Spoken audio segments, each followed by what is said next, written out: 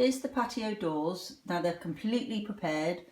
I put the new timber frame on all the way around, and I've put resin filler between the wood and the wall, and I've sanded it slightly just to take off any little nibs or rough edges.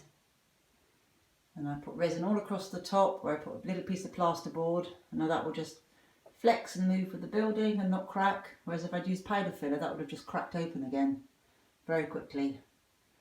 And a timber frame down the side, and again nicely filled with resin everywhere so it won't pop open with any movement.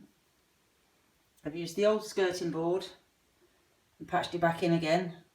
I put resin filler to shape the corners, and I've put a little threshold on the bottom here because the original floor didn't meet the door. There's a big gap, so I'll just paint that the same as the skirting boards and blend it in. And again there I've used the old skirting board and just patched it in. Once this is painted it will look perfect.